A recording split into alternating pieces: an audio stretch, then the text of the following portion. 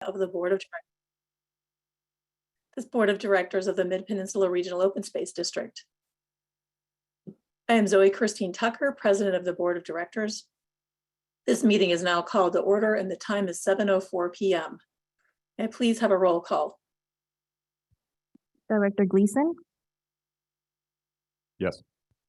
Director Kishimoto, Present. Director Riffle, Here. President Christine Tucker, Here. Director Holman, Here. Director McNaveen, Director Sear, Yes. All right, we're all present. Thank you. To begin this evening, I would like to review the district's hybrid meeting procedures. This meeting is being held in accordance with a recent amendment to the Brown Act through legislation known as AB 361. This allows teleconference meetings during proclaimed emergencies. We're doing our best to conduct a hybrid meeting where everyone has an opportunity to listen to the meeting and to provide comment. The meeting agenda explains how members of the public can provide comments at this meeting. The public may provide oral comments in person, through the internet, or via telephone during the meeting. Members of the public who wish to comment during the meeting should submit the public comment form, which is available in the boardroom if you're here in person, or on the district website if you're attending remotely. Written comments may also be submitted. They'll be distributed to the Board of Directors and appropriate staff, but they will be not be read into the record. Let's start by briefly describing the process for today's meeting. Board members and district staff who are not attending the meeting in person will be participating in the Zoom online meeting as panelists, have the ability to mute and unmute themselves and to interact among each other. Members of the public may be present at the district's boardroom or via Zoom. Members of the public attending via Zoom will be able to hear and see all presentations, but they won't be able to unmute themselves or share their screens. During the public comment period, the district clerk will call on members of the public individually who have submitted a public comment form online or in person. Commenters will be allowed to address the board for up to 3 minutes. Video of our guests is turned off in Zoom. This will help the meeting run without interruption. Board meetings and staff, please keep your microphones muted unless you are speaking in order to minimize background noise.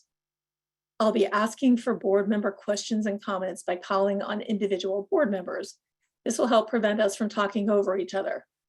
I'd like to remind all staff members to announce their names and titles when speaking to ensure that the board and the public know who is speaking. Thank you.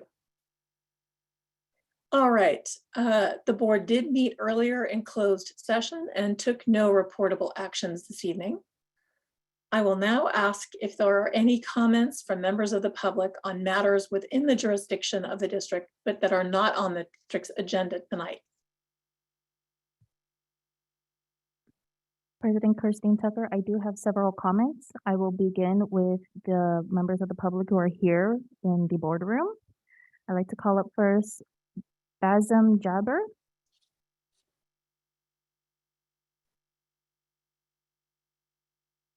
Hi, good evening, directors.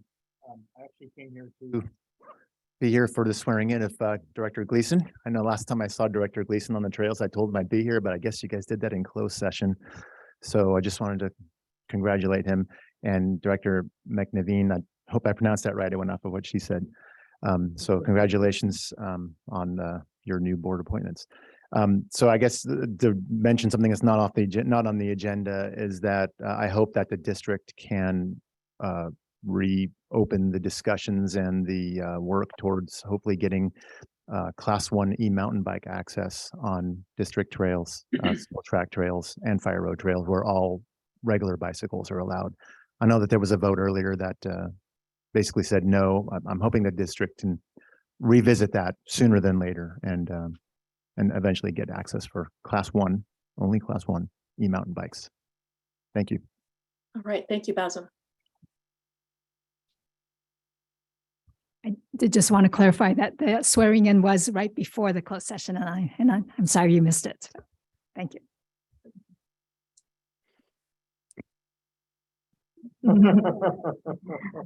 I have one more public comment here in the boardroom. Pamela Warren, can you please come up?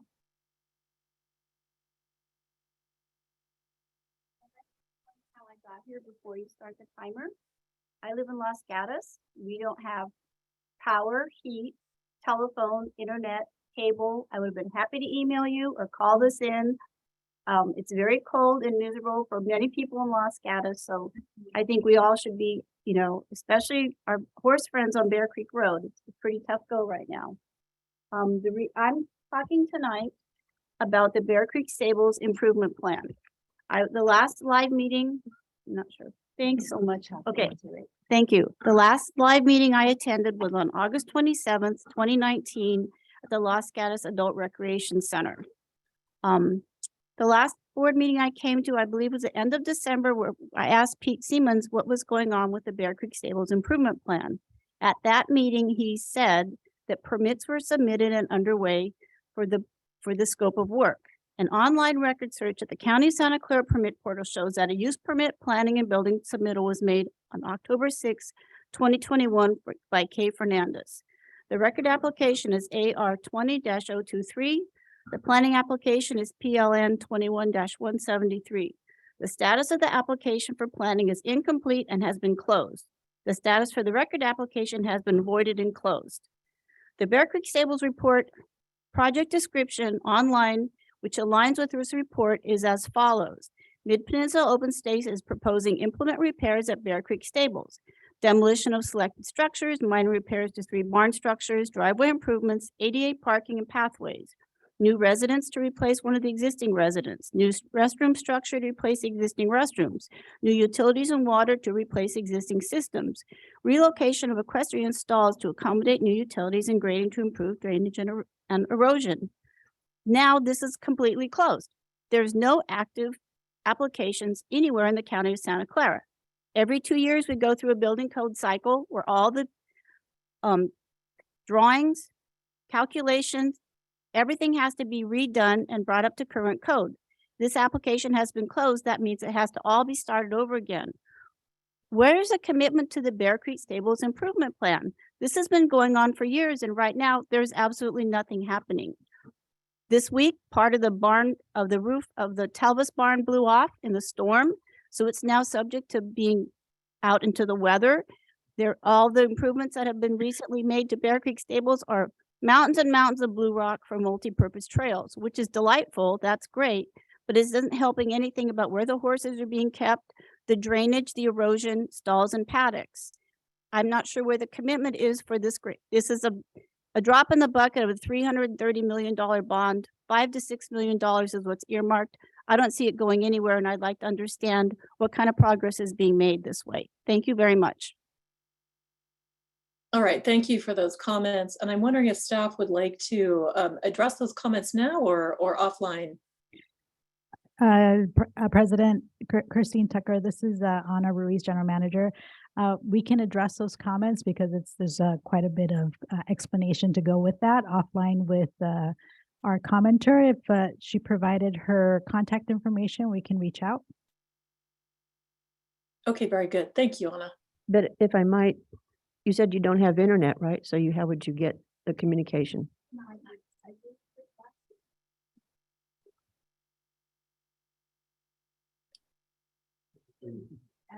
That's, I didn't mean to start a dialogue because we can't. I just meant, I wasn't sure you could For us to get, contact you. yeah. Okay, thank you. Are there additional public comments? There are no additional public comments here in the boardroom. We will now move to the virtual public comments. First up is Alexander Hapke.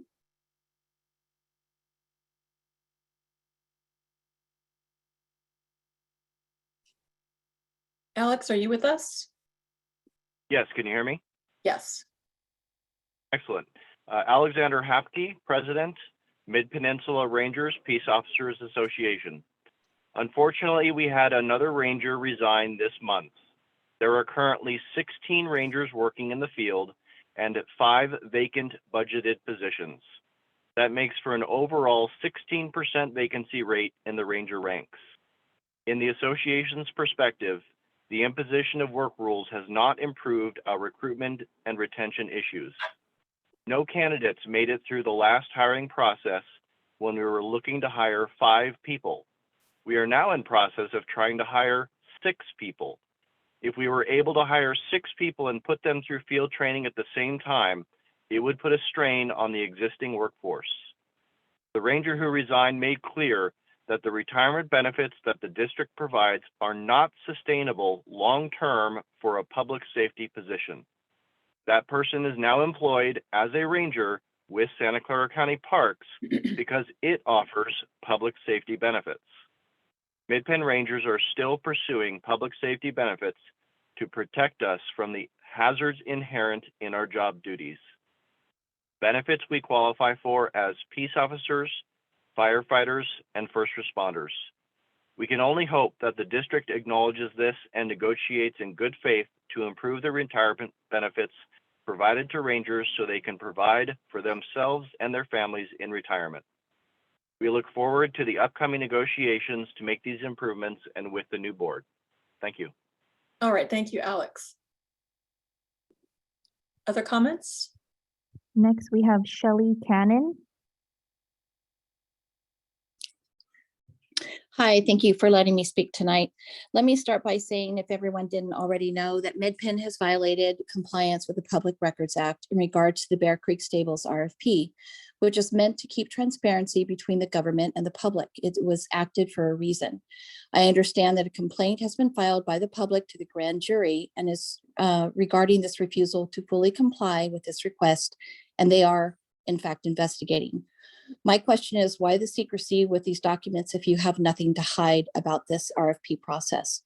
Mid-Penn has also violated their own document retention policy of 2 years by destroying and or hiding key documentation as to the scoring of the Bear Creek Stables RFP award, claiming that this documentation does not exist, when in fact, as part of public records requests from another public agency who did not hesitate to release their documents, these scoring records do in fact exist. Mid-Penn board members Seaman, Riffle, and even Gleason, before he was sworn in, met in secret with a singular particular boarder, Peggy Kaufman, and 2 sitting board members of a nonprofit who were failed applicants for the same stable management RFP. They were allowed to sway the board of directors by their lobbying, which is against the law, actually. Why is the board willing to meet and provide internal Mid-Penn key details to a singular member of the boarding community who falsely claims to represent the boarder majority and a failed RFP applicant, but they refuse to accept other meeting invites from the other boarders? Also, based upon the current transition process, which is just a mess, why is a property manager managing the preserve that lives in Southern California? Who pays the travel expenses of this employee? Does the public? And finally, when is Mid-Penn going to make this right and submit a motion to reconsider their award of this heavily tainted stable RFP to Chaparral? Thank you very much. All right, thank you, Ms. Cannon. Are there other public comments this evening? There are Right. no additional comments. Not on the agenda. Okay, very good. Thank you. All right, now we move on to our special orders of the day.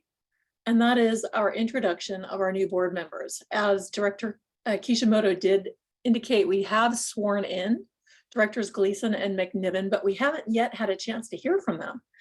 So I'm going to start with Craig, our newest director for Ward 1, and ask you to make some comments to the board and to the public about your about being on the Mid-Penn board. I'm going to leave it open. Okay, thanks. I'm happy not to see the timer up in front of me. 3 minutes, Craig.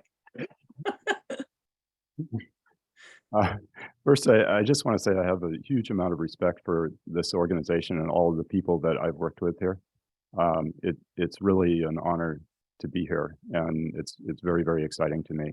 So I'd just like to speak a little bit about the sort of the path that I've taken with respect to the open space that led me here. And, you know, starting from when I was a kid, I remember that we lived in a fairly built up area, but we used to go out and try to find the spaces between where the houses were and, you know, find little fields and pieces of woods and so forth and explore them. But I think when I really became a very, very regular open space user was when I was in high school. I I ran on the cross-country team, and behind the school, we had a pretty sizable forest.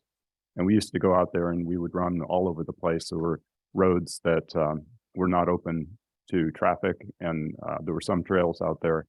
And we just explored all over the place. You know, we ran probably 5 days a week or more.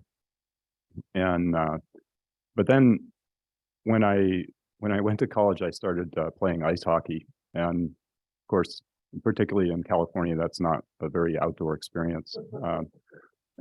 So I think my open space usage dropped off somewhat, and I was still running. But when you're running from your house, it's hard to get deep into the open space. So in Los Gatos, I knew St. Joseph's Hill pretty well because I could get there very easily and quickly.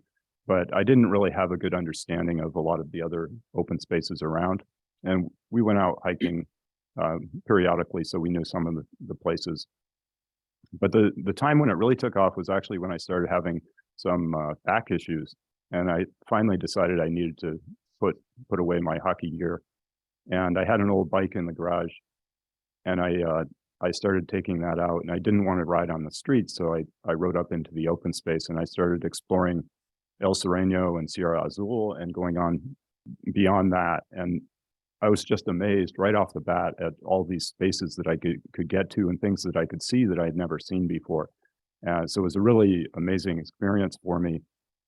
And El Sereno is a place where I've been hundreds and hundreds of times, and every time it looks different because, you know, the based on the time of day, the time of year, the weather, you can be up there in the morning and see a beautiful sunrise and have the whole valley socked in fog, and you're just looking at the tips of the mountains, or it can be brilliant and you can see for 100 miles. And then I also started, you know, seeing animals up there. So, you know, we would see bobcats and coyotes and foxes, and it's the only place still that I've seen a mountain lion. And then just recently I've been up there a bunch of times, and I've seen these two ravens that hang out near the Jim Bell bench. And I watch these guys, and they're sometimes on the back of the bench, sometimes they're on the fence. And I went up there a few days ago, and it was a very cold and blustery day, and they were just soaring out about 50 feet off the bench, just almost motionless in the sky there, getting blown around. And it's just it's a new experience every time, and just really fulfilling. And I think this is true of all the spaces that we preserve, that people can find these experiences in them and, you know, keep going back and finding something new. So, you know, through that, I became more involved with trails, and started doing trail work, started exploring more trails and understanding, you know, what was different about them. Many of those things I've spoken to MidPenn about. I also went through a series of classes that we call Trail Academy, and although a lot of those were focused on trail design and trail building and so forth, they also introduced many other things. So for example, there was one class called How to Be an Everyday Naturalist, and that was really introducing you to what you're going to see around you on the trails. There was another one about the fire ecology of the Santa Cruz Mountains. Another one of the design classes had a lot about the geology of the area, the rocks and the soils. And then there was another one on GIS, talking about the tools and the databases that we can use in this work. So you can see that as my view was expanding, it became very much overlapping with many of the things that MidPenn is doing. And I also became fascinated by this relationship between the environmental and the human aspects of open space. And while tactically there are lots and lots of trade-offs that we need to make, and I think if we're doing our job right, we'll generally be making those trade-offs in favor of the environment. But strategically, I've become really convinced that the environmental and human aspects support each other. It's really a synergistic relationship, and that we need to focus on lifting both of these things. And that providing great experiences will draw people more into our mission. It will lead people to value the open space more. And ultimately, we will cultivate, new defenders and protectors of the open space through this process. So I think as we work together, you'll hear, these ideas coming through in a lot of what I say. I don't expect everybody to always agree with me, but I hope that can be, a help, a new voice for Mid-Penn and for the people we serve. All right, thank you, Craig, and welcome. Margaret, Director McNiven, Ward 6, would you care to address the board and the public this evening? Thank you, Director Gleason. That was really interesting. But when I asked my predecessor, Larry Hassett, if I had to say anything, he said, just tell him you're delighted to be there. So I really don't have a lot to say, but I do want you to know that it is a complete honor to have this position and to thank everybody for their support, especially my lovely family. So for those of you who don't know me, I've had the privilege of living in a small community west of Skyline Boulevard for the past 45 years. So as a result, we've watched the preserves grow around us, and we have so much respect for the work that Mid-Penn does to preserve our local natural areas. It is a privilege to come out of your door and see these preserves every day. Without Mid-Penn's work, the mountains would look very different. And I think we should all be grateful for these special places where we can breathe and find peace in nature and get good exercise. The mountains that grace our peninsula are truly beautiful. So I'm delighted to be here, as Larry says, I have to say. And I look forward to working with Mid-Penn on their special mission of preservation, protection, and caring for our natural world so that it can be passed on to future generations. Thank you. All right, thank you, Director McNiven. I'm wondering now if any of my colleagues on the board would like to offer any thoughts or comments to our newest board members. Director Riffle? Oh, great. You can see me. Thank you. I can, yes. Yeah. A couple of things. First is welcome to both of you. So we are so happy that you're going to join us, and to what I think both of you kind of alluded to is we're open to your new thinking and to help us stay fresh and stay connected. So we look forward to that. I do want to say a quick, again, thank you for Director Siemens, who's, I think, attending remotely. Thank you for helping, I think, encourage Craig to consider this position. And thank you for everything that you've done, Pete. And then finally, I don't know if we'll have an opportunity to thank Director Christine Tucker for her service as president of our board. Maybe we'll have a chance to do this later, but it was a fantastic year, 2022. And thank you for presiding over us to help us with the new building and the 50th anniversary and buying our 70,000 acre, at least agreeing to acquire our next preserve. So it was a good year and we appreciate your leadership. Thank you. Thank you. Would anyone else like to make a comment regarding our newest board members? Yes, Director Holman. Yes, I won't be long. I know it'll surprise you, but I won't be long. But I do want to welcome both the new board members. It's been a pleasure getting to know you thus far in my exchanges with you and sitting and chatting with the both of you. And we even got to do a tour together, Margaret. So that was great.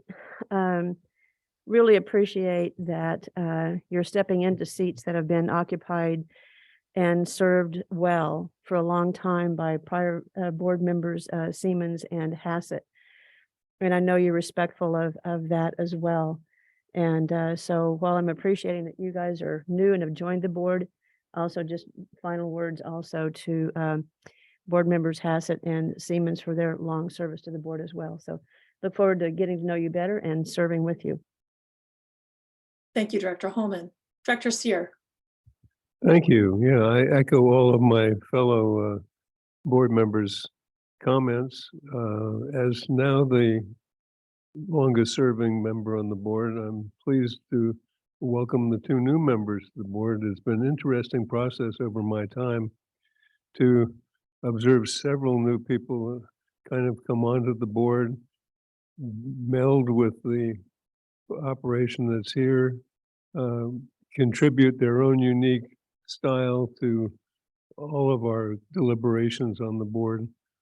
And it's been a real honor, and I'm looking forward to many more fine years with you as a member now of this team. So thank you very, very much. All right, thank you, Director Seer. Director Kishimoto. Yes, thank you. Well, I want to add my voice, and I wanted to mention that we will have a couple minutes to give our thanks to the outgoing president and a couple words for the outgoing board members as well. But I wanted to take this opportunity to welcome Directors Gleason and McNiven. It's a really wonderful organization and board that you're joining. A lot of always changing. I mean, it's so, and I really look forward to your lending your shoulders to the wheel. Thank you. All right, thank you very much. Anyone else? All right, with that, well, let's get to work, people. President Christine Tucker, we have Yes. public comments on this Oh, item. we do. Excellent. I had it written right there. Thank you. Public comment. Before I start public comment, I do want to remind people here in person and on Zoom, there were a number of hands raised. We do not call on raised hands. So if you have not done so, please submit a public comment card. You can go to the website on top at www.openspace.org/public-comment to submit a form. If you are here in person, we have cards out in the atrium on the table. And we have one speaker for this item, Mr. Mike Bunsick. Yes, hello, everyone. I'm here to comment on the new director from our region here in Los Gatos, Craig Gleason.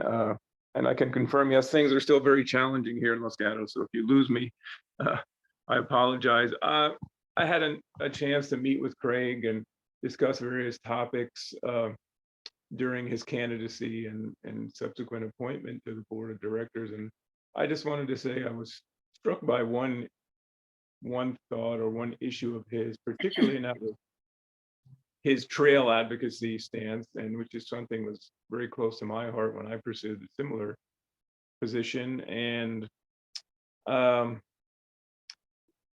district's mission is to restore and maintain natural environments, and I'm paraphrasing here, and provide ecologically sensitive enjoyment and education.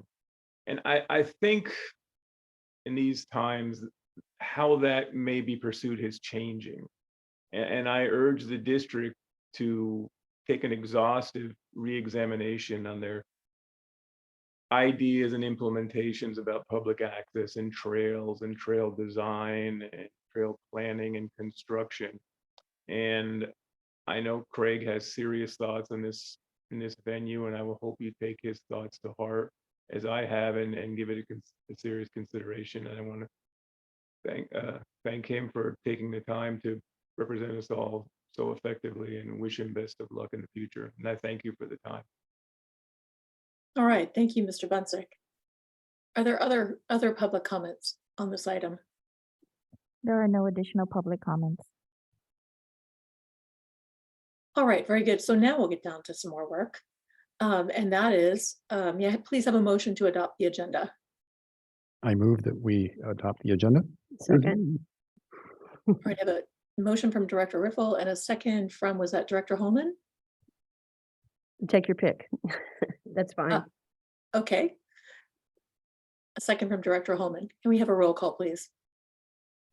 Director Gleason, Yes. Director Kishimoto, Yes. Director Riffle, Yes. President Christine Tucker, Yes. Director Holman, Yes. Director McNegan, Yes. Director Seer. Yes. Motion passes 7-0. All right, thank you.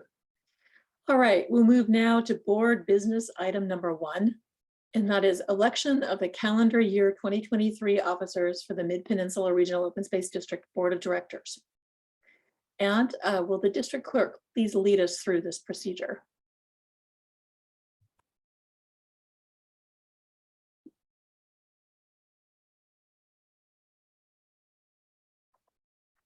Good evening. My name is Maria Sari. I'm the acting deputy clerk. And I'll provide a quick run through of today's process. Luana, can you go ahead and move? Thank you. The clerk typically handles the process for the board president election. And the new board president will then run the process for the remaining 3 offices. We will start by opening the nomination for the board presidents. The board members will then nominate for a board president. They will also second the nomination. So we will have a 1 nomination and a second nomination for that board president. I will confirm there are no other nominations. If none, then the board member will go ahead and move, and then another board member will second to close the nomination. And then we'll call for a roll call and announce the votes. After the board president is selected, the new president will then move to the election for the vice president, treasurer, and secretary. All right, thank you, Maria. Mhm. So I will now ask for a nomination for board president for calendar year 2023. I see Director Holman's hand up. Yes, thank you. I'd like very much to nominate Director Kishimoto for the position of board president. Yoriko has been on the board since 2010 and has served very diligently in all that time. Yoriko is always prepared, both capable and enthusiastic about MidPenn's written guidance, as well as having a commitment to its natural assets and all that encompasses. And in accordance with the guidelines that the board approved previously, Yoriko is in line to be board president. And I'm happy to nominate Yoriko Kishimoto to lead us this next year as president. I'll second that nomination. All right, we have a motion from Director Holman, a second from Director Riffle to nominate Director Kishimoto as the board president for calendar year 2023. A roll call, please. Not yet. We have to close nominations, I believe. Right. Yes, please. I would need a And I nomination. will move the nominations be closed. Thank All you. right. Thank you, Director Seer. I'll second that. Okay, so we have a motion and a second to close the nominations. And now, I'll go ahead then do a roll call vote, please. yes, Director Gleason, Yes. Director Kishimoto, Yes. Director Riffle, Yes. Director Christine Tucker, absolutely, yes. Director Holman, Indeed. Director McNiven, Yes. Director Seer. Enthusiastically, yes. Thank you. By a vote of 7-0, Director Kishimoto has been selected to the office of board president for calendar year 2023. Thank you. Congratulations. Thank you very much. Yeah, thank you to my colleagues for your faith. Yeah, we're obviously coming off a momentous year, our 50th anniversary, since I think we can consider this the first year of forever. So we have a mandate to move forward. So I'm very excited to work with you. Okay, so I am going to make some time for comments to thank outgoing President Christine Tucker and other people later, but let's finish up this election. And so let's move on to the election of the vice president. I will open it up for nominations.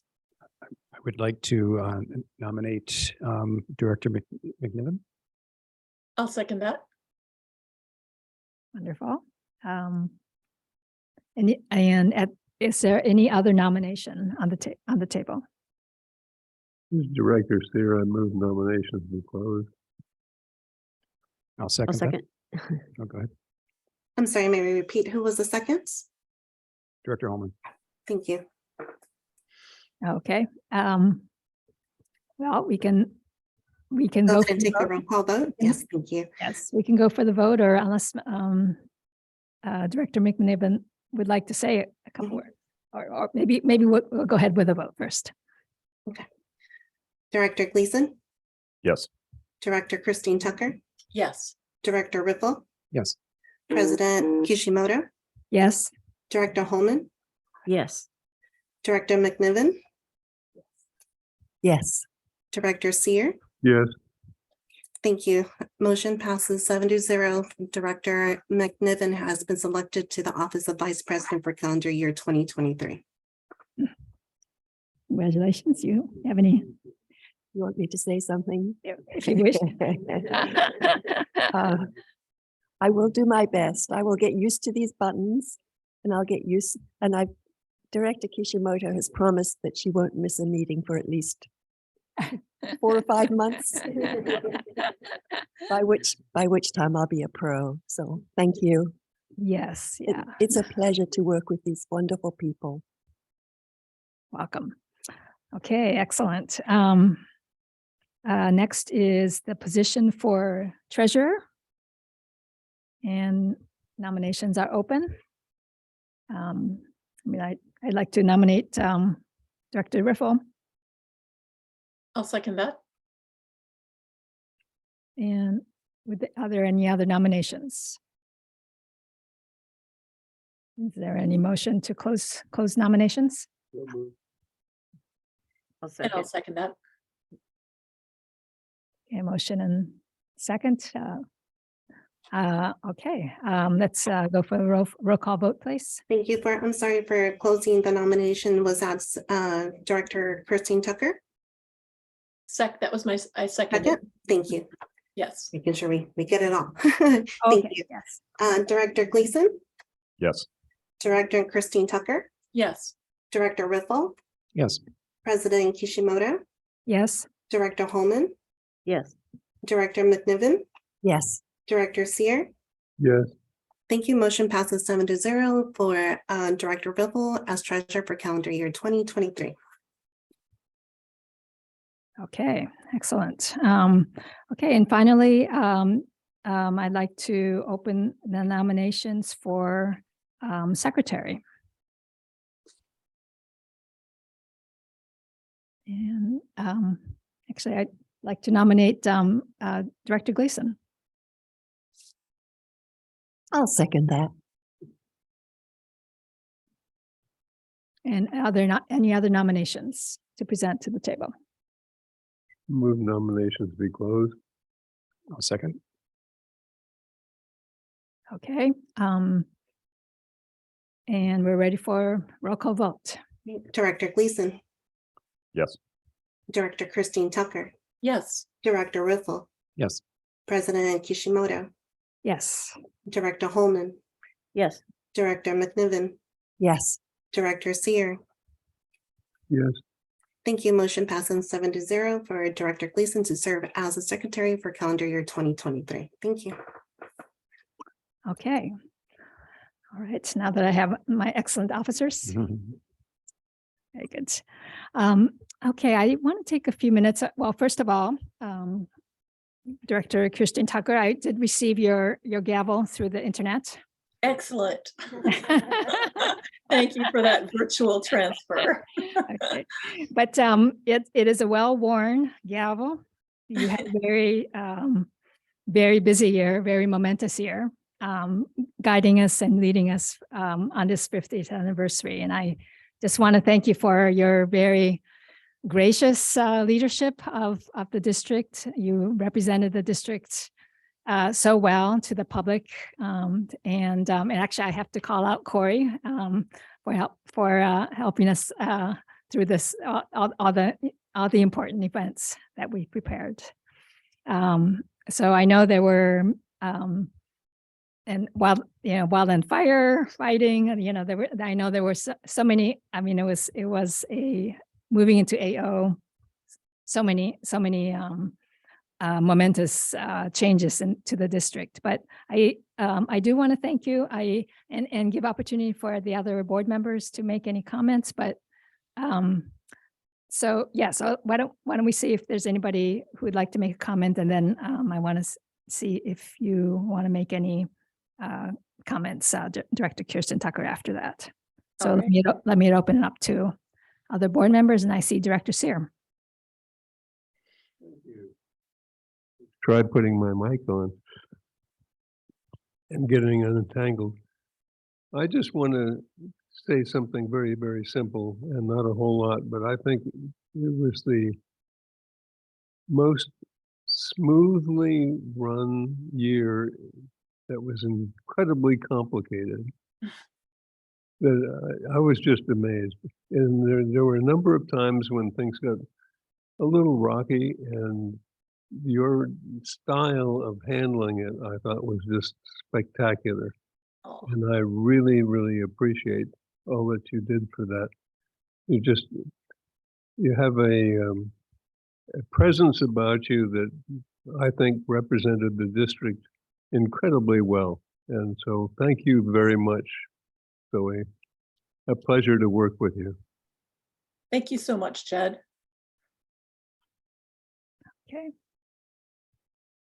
Yes, Director Whitfield. Yeah, I just want to add to the comments that I previously made. I also really appreciate, Zoe, the fact that you are on the coast. You're our first board member, right? That's from the coast. And now tonight, you may not be happy that you're on the coast. I mean, I'm happy I'm not on the road. yeah, the challenge is incredible to get over here. But I just really have appreciated, though, the perspective that you've really brought, which I think it's been missing for many years. So thank you for doing that and bringing that into the as your role in the president to the board. Thank you. Thank you. Thank you. It's my pleasure. Okay, yes. Director Holman. Yeah, I'd like to thank you and acknowledge you, Director Kirsten Tucker, for the outstanding representation you provided for the district, especially at the 50th anniversary events. I know you had said some time ago that you just really want to be president when we had the 50th anniversary. And as it turned out, that's exactly what happened, and it was appropriately so. And you represented us very, very well. And worked with staff on making sure that it went smoothly. And I really appreciate that. And I think the community does too. So congratulations and thank you. Thank you. Okay, great. I actually I do have a bottle of wine for you. Oh, excellent. Yes, that's right. I'll send it over the same internet, but It's a virtual bottle. it'll have to wait. But yes, do you have a couple comments for us? I do. Thank you. And thank you all for your comments this evening. Last year around this time, as I was just about ready to take up the gavel as board president, I reflected with you on the importance of cultivating resilience, both in the lands we care for and in ourselves and each other as we face the challenges of this crazy, rapidly changing world. And now with 2022 squarely in our rearview mirror, I believe that it is that resilience that buoyed us through this wonderfully successful and periodically challenging 50th anniversary year. The accomplishments of 2022 are momentous. The heavy lifts far too numerous to list one by one. So for the sake of time, I want to just highlight a couple. Despite the vicissitudes of our national economy and political climate, the district continues to be on rock solid financial footing, spending the public's dollars with an unfailing commitment to transparency, fiscal discipline, prudence, and long-term planning. It is thanks to that fiscal discipline and long-range planning that the funds needed to build this beautiful new administrative office were saved and ready to fully underwrite the costs of the construction. The new AO opened in 2022 is now a fine public asset to be enjoyed for decades to come. Also open to the public this year is the brand new Alma Cultural Landscape Restoration in Bear Creek Redwoods, the beautiful Grasshopper Loop Trail in La Honda Creek Open Space Preserve. With a strong foundation in science and extensive staff report, and after much productive deliberation, this board of directors made a historic decision in 2022 to limit e-bike use in district preserves. Certainly, there will be more to come on this issue in the years to come, but the decision was well considered and absolutely in keeping with the district's braided mission. Near and dear to my heart, with a tremendous amount of stakeholder engagement and fine staff work, a comprehensive blueprint was created for the district's long-awaited and vitally important agricultural policy. Extensive stakeholder engagement has also resulted in significant progress on the district's vision for regional trails and multimodal access. And then there was the glittering array of activities conducted in celebration of the district's 50th anniversary. From the Baylands to the coastside to our celebration of valued partners to the numerous pop-up tabling events, each and every one was a tremendous success. And if that wasn't enough, entwined with these events was the extensive social media campaign, the fabulous documentary with Doug McConnell, and so much more. Suffice to say that the district's 50th anniversary was well and truly celebrated from start to finish. So many new people have been introduced to the district's lands and mission, and I'm convinced will become defenders of the land, as Director Gleason mentioned earlier. With the district's many accomplishments in 22 also came some significant headwinds. Winds of change and conflict that are challenging us to stay the course. And in so doing, I'm confident that we will be successful in installing Chaparral as the new stable operator for Bear Creek Stables. We'll overcome our challenges with the San Mateo County Farm Bureau. And perhaps of greatest importance, we will find that common ground with our beloved rangers and heal the rifts that have been difficult for all of us. And finally, on a blustering, rainy, and historic day in December in Pescadero, the board of directors voted unanimously to purchase Cloverdale Ranch from our partner, the Peninsula Open Space Trust, ensuring that these lands will be added to the strand of open space jewels adorning the Santa Cruz Mountains. So much more happened in 2022, but I will end here with my heartfelt thanks. First, to my fine colleagues on the board of directors, both present and past. Your collective dedication to the district's mission, commitment to excellence, and camaraderie are so much appreciated. It's one of my life's pleasures to mull over all things Mid-Penn with you. My thanks also go to our general manager, Ana Ruiz. Ana's steady, strategic, and staff-centric leadership of the district through these challenging times has been and continues to be key to the district's organizational health, resilience, and permanence during these times of change. And to each and every member of the district staff, I thank you. Thank you for heeding the call of the district's mission and for tending the district's lands so well, both for generations of humans to come and for the plants and animals that call these lands home. Your work is a continuing source of inspiration. And with that, it is my profound honor to virtually pass this gavel to your most excellent new board president, Yoriko Kishimoto. Thank you. Yes, thank you. Duly received. Okay. Well, as I take this gavel, I mean, I do have a couple of thoughts, for this year. First of all, we should note that Mother Nature has rolled in in a big way and announced herself as we start the year, and so let there be no doubt who the boss is around here. It's Mother Nature. So, second, and coming off of 3 years of COVID. And so many changes and additions to our staff, and 2 new additions to our board, of course. I mean, I really do hope that we can take the opportunity this year to pull the board and staff together, so that we're all much more on the same page. There's so many staff members, actually, I feel I haven't even met. I'd like to do that. So I consider it kind of a year of reset in many ways. I mean, I've mentioned the two new board members. POSM will be kind of a major work plan this year. So POSM, as the new board members probably heard, is the financial and operational sustainability model.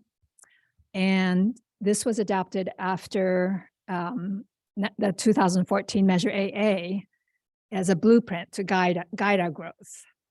And also, as I mentioned, Measure AA, I mean, it seems so long ago now, but in 2014, it was really a momentous event that the voters deemed us worthy of this additional tax dollars, which has allowed us to move forward so aggressively this last 8 years in opening preserves, acquiring land, doing restoration, and hiring many more staff members to do this work. And so, we can never take that for granted. I think we always need to thank our taxpayers and accept their tax dollars with a great deal of respect. So the board members will have an opportunity to get to know each other better. I guess February 16th, I think, is hopefully on your calendars for a board development workshop that's coming up. A second initiative that I'd like to do with your support is, I like to see our beautiful Mid-Penn open space headquarters be used more as a conservation hub and a place where people kind of think of naturally when we're thinking of, what's the future of open space and our peninsula. And so I'd like to start thinking about a series of brown bag lunches, what I call brown bag lunches. And these would be just to invite speakers to speak on topics that we don't necessarily have time to do at board meetings, at least right away. I mean, some of them we may bring to the board, after we hear them at brown bags. And just maybe to also to bring people to the AO building who have not been here yet. So it's an opportunity to have new partners around the region get to know us, and for us to get to know everyone, and hopefully for us to all get to know each other better as well. So I would love to see, some of you board members as your time allows, staff members, our partners. I'd like to do, open it up to our partner and nonprofit organizations, partner agencies and nonprofit organizations. So I don't want to put a burden on staff of hardworking staff. So I've been expecting to do most of the work in organizing it, but obviously I'm very open to your suggestions on speakers and topics. And as a beginning thought, when I think of Forever, so this is the first day of Forever, and we see what a dark and stormy night it is out there. And I said, well, what is it that is going to carry, what's the lifeboat that's going to carry us from here to, 100 or 200 years in the future? And, to me, it always comes down to diversity. It's biodiversity, social diversity. It's kind of that keeping that as large a genetic pool as possible. It's keeping our eyes and minds open to learning from each other. And just we can never afford to get stuck in a rut. We always have to keep growing. And we also did just finish the UN Biodiversity Conference in December, which is adopted by every country except the United States. And I didn't listen to it. I didn't go to it, of course, but I did read a little bit about it. And the Inger Anderson, who is the Undersecretary General of the UN and the Executive Director of the UNEP, UN Environmental Program. She just said, this is a moment in which we need to agree on a plan to secure our life support system. This COP, this Conference of Parties, is our chance to start protecting and repairing the web of life. If the web of life falls, we will fall with it. But if we shore it up and make it stronger, it will carry the weight of humanity for centuries to come. And I think MidPenn has our role to play in its leadership. So thank you. That's what I would like to do. Let me see. Can you comment? Yes, Dr. Holman. Yeah, I support what you're talking about and what your proposed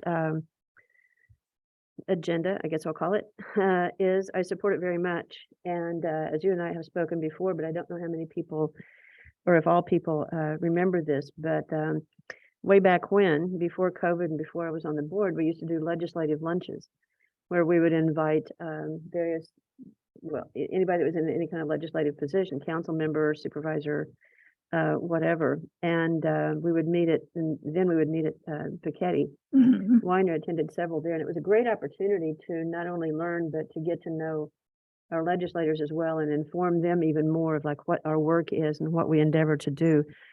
And from that, hopefully seek out and maybe more easily attain what kind of partnerships we might forge. So I'd like to add that to the mix of what you're talking about too. So Yes, just as part of reinstate that. our connections to the Yeah, legislature. exactly. I'm sure our manager Hug is listening very intently. Okay, very good. Okay, I also wanted to turn this over to our general manager who has done such a stupendous job taking us through this last year as well. So thank you. I know you have some thoughts on this that I would love to hear them. Yes, thank you for the opportunity again. Ana Ruiz, General Manager. So with the theme of social diversity and biodiversity, let me start with diversity, equity, and inclusion, which continues to be a strong focus for MidPenn this year.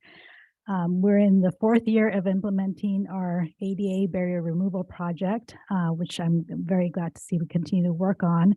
We also have our internal staff committee focused on moving forward several DEI strategies, including one to hire an outside consultant who will help us do an internal audit, if you will. We're a little too close to things, so it's helpful to have an outside take a look at what we're doing and where our gaps are with regards to DEI. And we're also hiring our new HR management analyst with DEI expertise and focus, and completing in the implementation of our remaining Tier 1 Rancho San Antonio multimodal transportation demand management strategies, which include the ride hail program and the shuttle program, developing those. And then later this year, starting to look at implementation of the first set of Purissima Creek Redwoods multimodal strategies as well. But I want to also invite, we have an outside partner, Dr. Mithas Clark, who is an assistant professor in the Department of Environmental Studies with San Jose State University. She is a partner with MidPenn, who is doing actively this DEI work. She's a specialist in invasive species biology and restoration ecology. Her research focuses on clarifying the mechanisms that drive invasive plant establishment to inform and improve environmental restoration. And she works to create opportunities for underserved students at San Jose State University to participate in educational field work. And as part of our grant making program, she's one of our awardees and is here today to speak on our partnership in promoting DEI and human connections to nature through this work. So could I ask Dr. Clark to speak just a bit here to our board? Hi, Anna. Thank you so much for that wonderful introduction. And thank you all for inviting me to talk to the board of directors about the work that I've been doing through the MidPenn's grant making program. The project that I've been working on is titled Broadening Opportunities for Underserved Students to Engage in Ecosystem Restoration. And there are two main goals that I have with this project. The first one is to increase access for students from a minority serving and Hispanic serving institution to Mid-Penn lands. And then the second goal is to leverage student learning in environmental restoration courses to address science-based questions about habitat restoration. The overall plan for the project is for each semester to have students from San Jose State University's Environmental Studies Department visit different Mid-Peninsula Regional Open Space District sites. And the specific ones that we are visiting are Sierra Azul and Miramontes Ridge. And at these different sites, we're conducting habitat assessments and developing restoration plans. At Sierra Azul, there's a large eucalyptus forest that's going to be removed. And at Miramontes Ridge, there's a large acacia forest that's also slated for removal. And so this set up a really great opportunity to both improve access for minority students to these sites and also incorporate this with restoration, looking at how these sites respond both prior to and after invasive species removal. Fall 2022 was our first semester of the project, and students were broken up into 4 different groups where they investigated the mammal, bird, plant, and soil characteristics of the sites and created planting plans as well as a report and also a website that will be published shortly that they put a lot of hard work into to really share their results in a larger scale kind of way.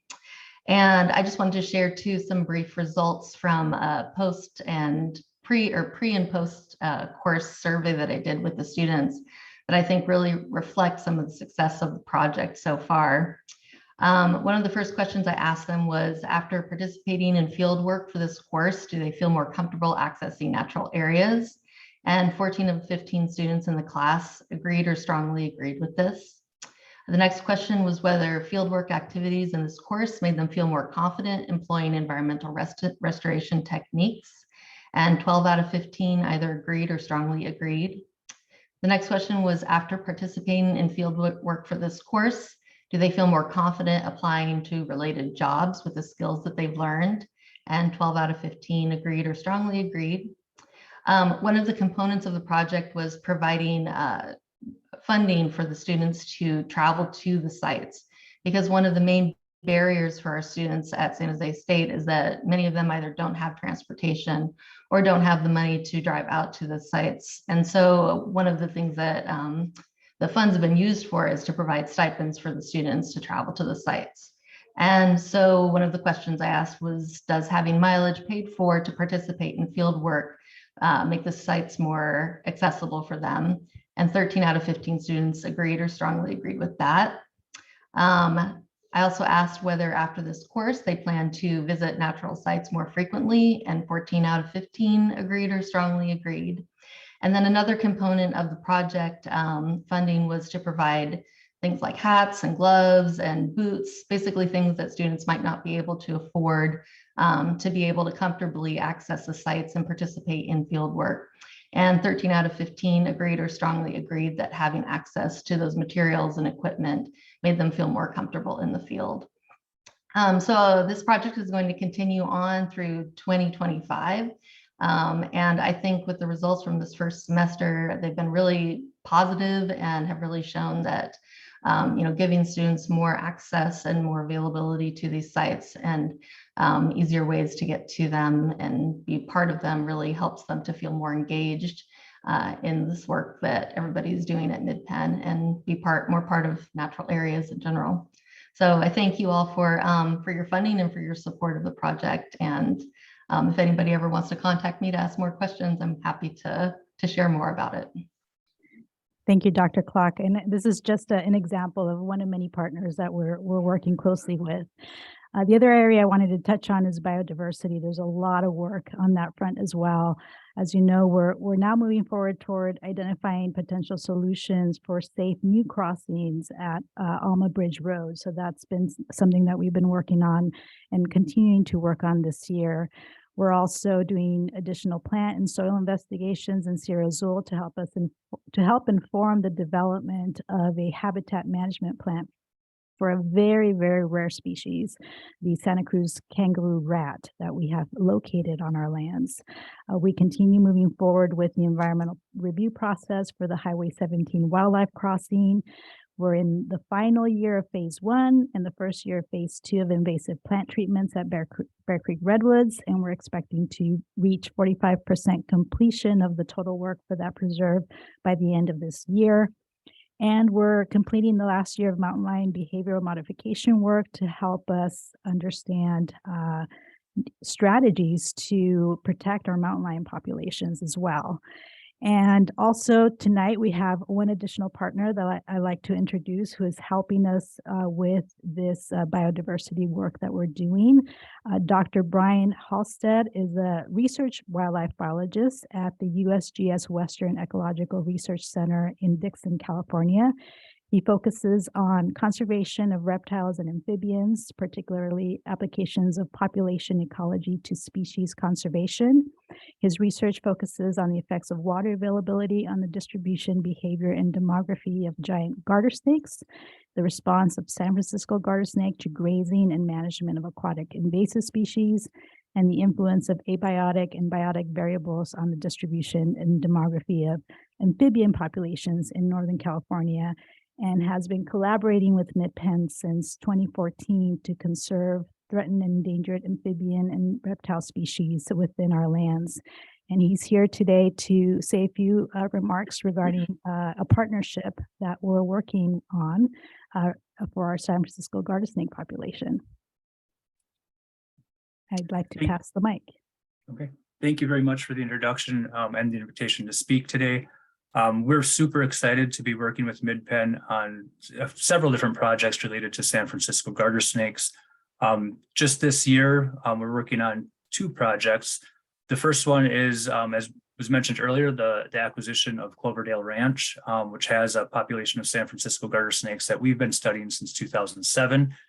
So we're going to continue that work. And in addition to that work, we're also partnering with MidPen to look more broadly at the site. We've only been sampling a relatively small portion of Cloverdale. And so we're going to explore other potential habitat for San Francisco garter snakes and try to better resolve the distribution of the snakes at the site and ensure that they're connected from where our study site is sort of toward the southern end all the way up to Pescadero Marsh, and also develop a habitat management plan that focuses on San Francisco garter snakes.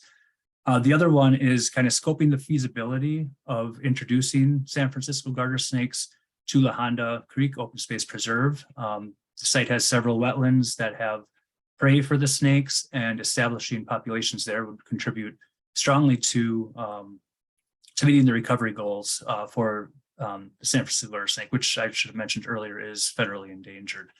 Importantly, the snakes eat a federally threatened frog, the California red-legged frog, and conserving the snakes and their because they're a predator really requires conserving their prey base. And so you get a lot of biodiversity benefits by conserving these predators.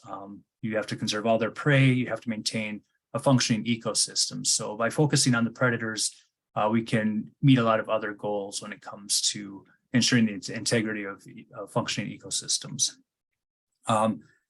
As was mentioned earlier, MidPen partners with USGS more broadly, including on the Alma Bridge Road Newt Passage project with Cheryl Bremy and others within our center at the Western Ecological Research Center that focus mostly on road ecology of herps and mitigating the impacts of roads to them. And the other one I wanted to highlight was participation in the NABAT program. And NABAT is a nationwide program. It's coordinated through USGS, but it monitors the activity and diversity of bats nationwide. And MidPen is a proud partner in that project as well. So, like I said, we're excited to be continuing our partnership with MidPen. And thank you again for the opportunity to speak to you all today. Thank you, Dr. Halstead. And there's much more happening. A lot of work in public access, many projects underway, and others that were mentioned here tonight. But I'll hand the microphone back. Thank you. Okay. Well, yeah, thank you very much. And I know a couple of them are on today's agenda as well. So, all right. Okay. We're going to finish up the consent calendar. Okay. I think we can move on to our consent calendar. Director and- Kishimoto, Yes. for this item of the election of board officers for 2023, I do not have any public comments. Okay. Thank you very much. Very good. Actually, I was thinking, I don't know where I should put this, but I don't want to neglect. We haven't done a proper thank you to the two outgoing board members. I don't know, maybe should we do that at the end of the meeting? Maybe I think the proposal was to refer an item to the LAFPAC to consider how we might want to honor the two outgoing board members. But okay, let me do that at the end of the meeting then. Okay, so let's finish up look at the consent calendar. And items 2 through 9. So is there any item that any of my colleagues would like to poll or ask a very brief question about? And is there any public comment on any of these? I do not have any public comments. Okay, Would like to make a motion to move the consent calendar. Director Spear, I'll second. okay, we have a motion and second. We should do roll call, I guess. Yes. Director Gleason, Yes. Director Christine Tucker, Yes. Director Riffle, Yes. President Kishimoto, Yes. Director Holman, Yes. Director McNaveen, Yes. Director Seer. Yes. Motion passes 7-0. Okay, very good. And we'll go on to the one board business item of the evening, which is the award of contract to Granite Rock Company to complete the Lower Alpine Roads Regional Trail Retaining Wall Project. And we turn it over to staff.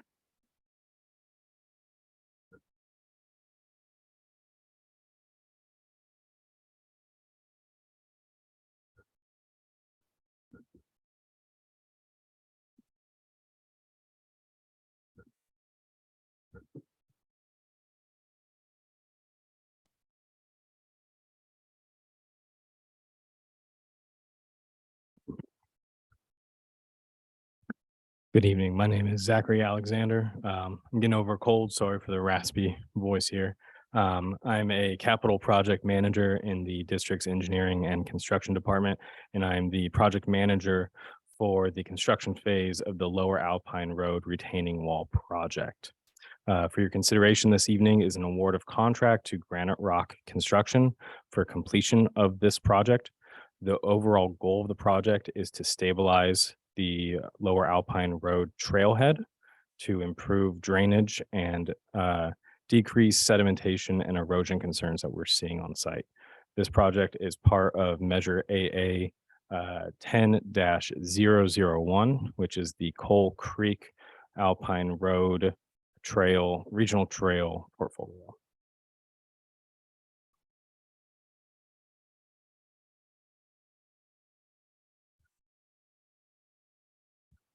There it goes. There's 3 recommendations from the general manager this evening. The first one is to authorize the general manager to enter into contract with Granite Rock Company of San Jose, California for the base amount of $626,800. The second recommendation is to authorize a 15% contingency in the amount of $94,020 to be reserved for unanticipated construction issues. And lastly, the third recommendation is to authorize an allowance in the amount of $40,260 for inflationary cost increases to account for delays in commencing the project to address issues related to neighboring properties bringing the total not to exceed contract amount to $761,080. The project site is located at the very northern end of the Alpine Road Regional Trail. It's located where the paved section of Alpine Road ends and it meets our small little gravel parking lot. This is the line of demarcation between the publicly drivable and accessible and county maintained Alpine Road and the Alpine Road Regional Trail. You can see the parking lot in this image. The road on the left going up, that's a private driveway known as Ciervos Road. Once you get past the parking lot, there's a small a gate that is no longer functioning. And past that is the trail bed. The trail bed sits on a cut slope about 20 feet above Corte Madera Creek and below the private driveway, Ciervos Road, as I mentioned previously. The issue that we are seeing out on site right now is that for a while, Corte Madera Creek has been undercutting the roadbed. And you can see it in this image. This is the top of the scar, and you can see this old failed shotgun culvert that's shooting out. That shotgun culvert historically was under Alpine Road. So this indicates the amount of erosion that Corte Madera Creek has caused in this area. There's about a 55-foot long slope failure, and the projections from our geotechnical engineers are that this slope failure will continue upslope and will threaten the trail. It's currently narrowing the trail within this area, so we don't have too much wiggle room if additional slope failures continue. In order to address this erosion, we are proposing installing 2 parallel retaining walls. On the outside edge, we're proposing to install a reinforced concrete pin pile wall that will reach depths of 30 feet and will be roughly 94.5 feet long. On top of that, we'll set a 3-foot tall concrete grade beam. This will form the outside edge of the trail base. And then on top of that, we'll install a 54-inch tall guardrail. On the inside edge, we will push back that slope about 6 feet. That slope is experiencing its own form of erosion and is depositing a good amount of sediment onto the trail. So we'll be pushing that slope back, installing a soldier pile retaining wall that will have timber laggings above grade that will help to eliminate the erosion that we're seeing on that side and also provide a suitable trail width. And here in this plan view, you can see the 2 retaining walls paralleling each other. In addition to the retaining walls, we will also be installing a drainage inlet and culvert within the existing gravel parking lot. And up trail from the 2 retaining walls, we will install a roughly 160-foot long inboard drainage ditch that will be drained via a ditch relief culvert and a number of reverse grade dips to ensure water coming down the trail will not hit these retaining walls. Now, moving on to the bids and the award of contract, or the bids and bid opening. A request for bids was issued on June 1st, and we held 2 pre-bid site tours on June 9th and June 16th with 8 contractors in attendance. A public bid opening was held in this room on June 23rd, and we received the 4 bids that you are seeing on your screen. And as you can see, Granite Rock with a bid of $626,800 was substantially lower than the engineer's estimate of $800,000.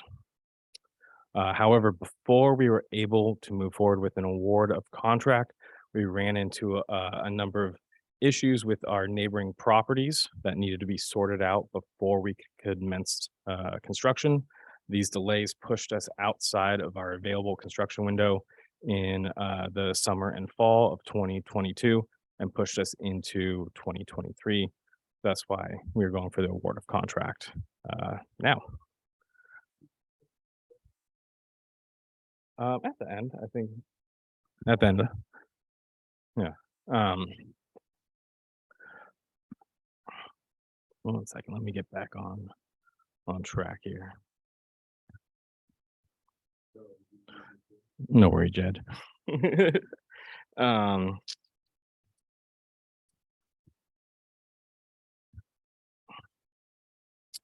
So when we approached Granite Rock and let them know of the construction delay, they informed us that they were more than happy to wait. They really want to complete this project.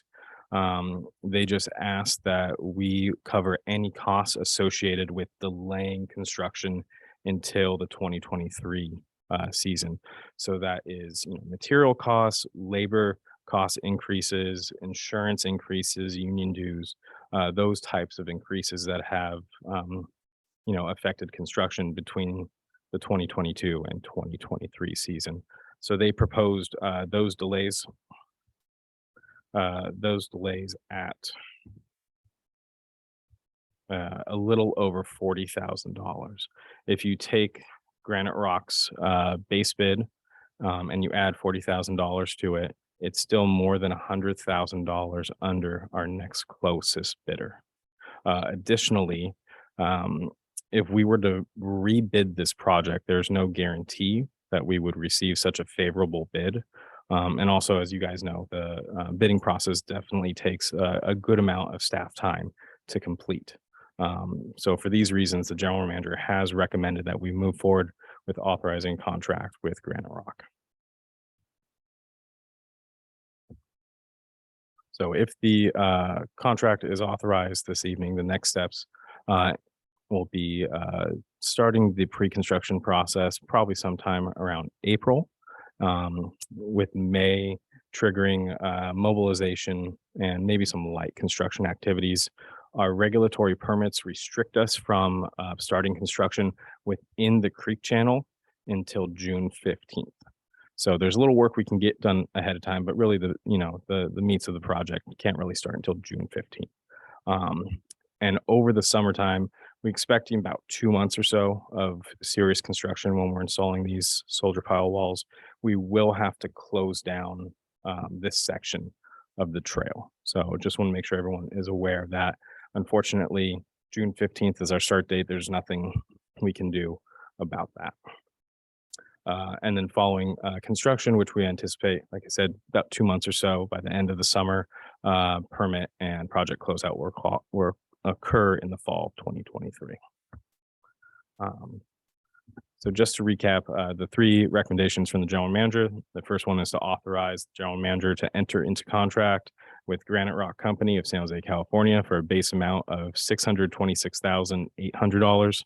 Second recommendation is to authorize a 15% contingency in the amount of $94,020 to be reserved for unanticipated construction issues.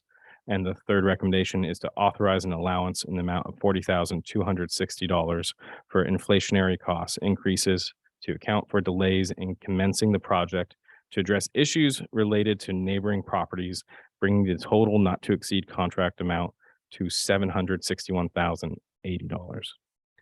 Thank you very much, and please let me know if you have any questions. Myself and my colleagues intends, I'm more than Okay. happy to answer. All right. Thank you very much. All right, let's go with some questions. Director Sear? Thank you. Can you elaborate a little bit on the concerns with the neighboring properties? Yeah, so one of the main concerns is one of the properties. Let me pull up a map here. Let's see, this one shows this triangular piece here. Let's see. Which piece? I'm getting the laser Oh, there it pointer is. out. Does that help? Oh, that one. And a number of the parcels within the creek channel are actually owned by the town of Portola Valley. they were unaware that they owned these parcels. Oh, wow. So we were doing our due diligence on, what permits were needed and everything like that.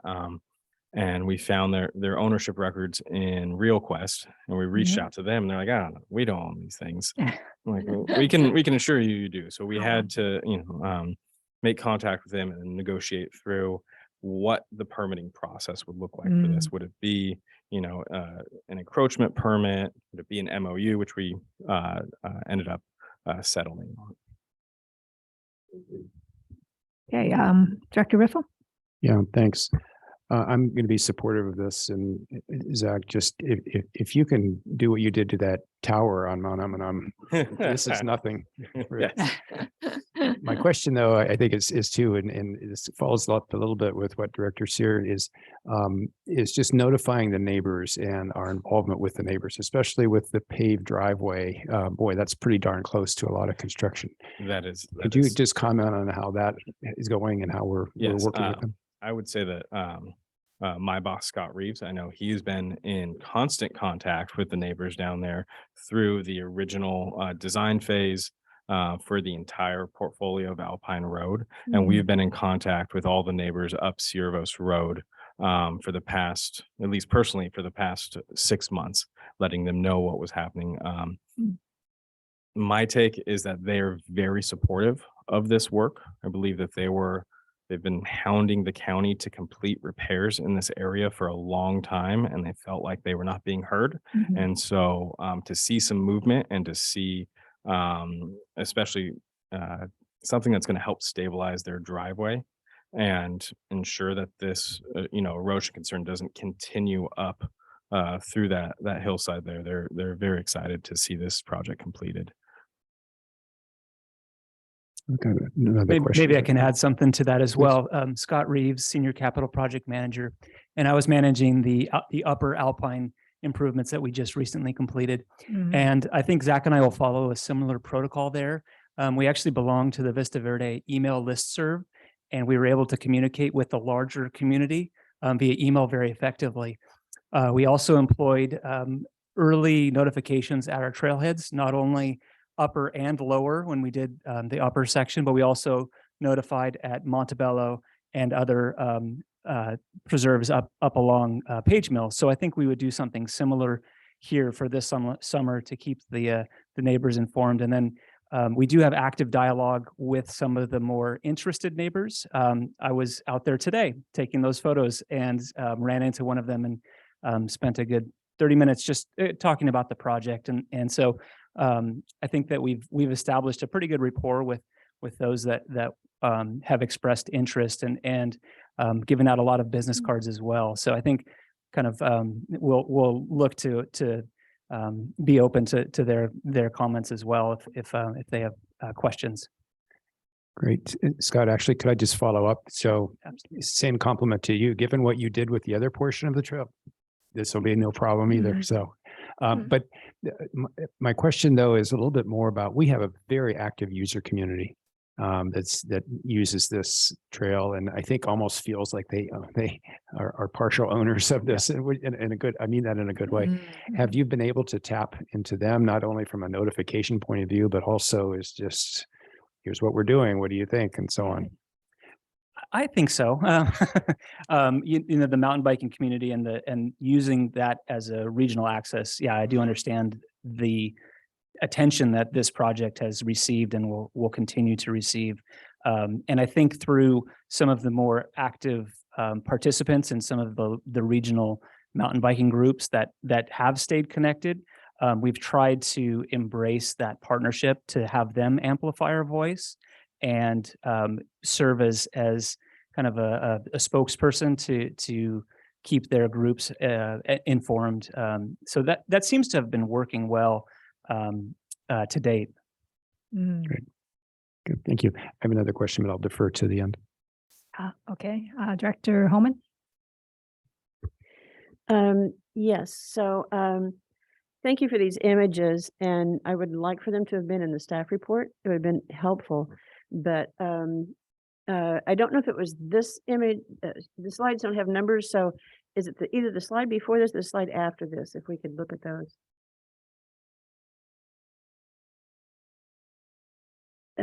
try the one before here. Okay. So when I was reading the staff report, it does say, and bear with me, I have questions here. So when I was reading the staff report and I read this, in order to address undercutting of the pathway, a 30-foot deep by 92.5-foot long concrete pin pile wall would need to be installed below grade to stabilize the outboard edge. So both when I read that and seeing these images, I can't help but think, if I put on, depending on which hat I have on, okay, I can't help but think, are we prioritizing the trail over the creek? Because to do this work, we're obviously going to be doing work in the creek. And interrupting the creek, causing disruption in the creek.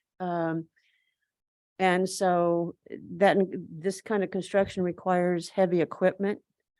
And the other thing that I'm going to point to is, again, on page 3 of the staff report, it says, the repair work is located in an environmentally sensitive riparian habitat with permit coverage from the U.S. Army Corps of Engineers, U.S. Fish and Wildlife, Department of Fish and Wildlife, that looks to be, no, Department of Fish and Wildlife, and the Regional Water Quality Control Board.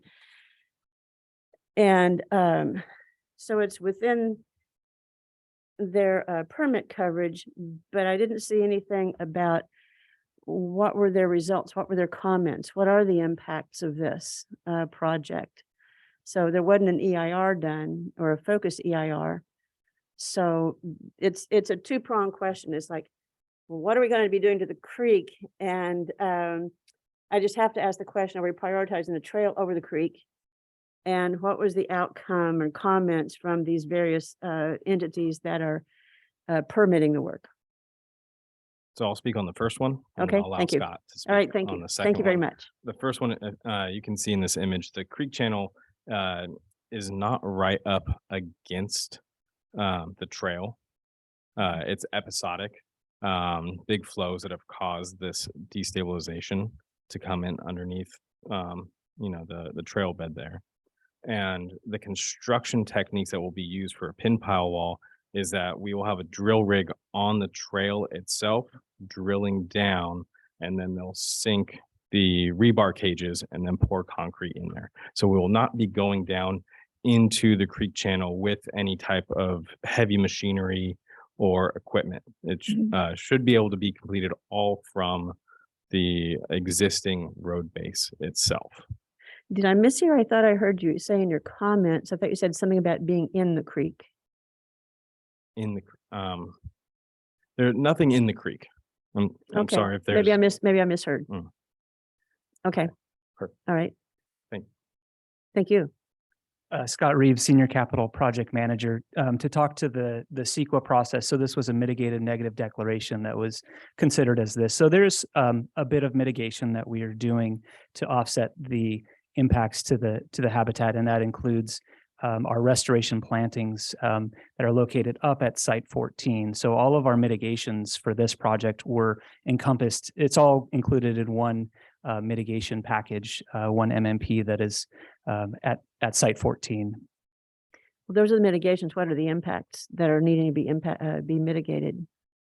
It would be the loss of, we are removing a few trees. That's the impact, and the introduction of the concrete, the volume of concrete that is going into the soil. So there's no habitat disruption?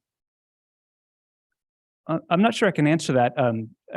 We are removing trees. In the creek, I'm thinking about, and because the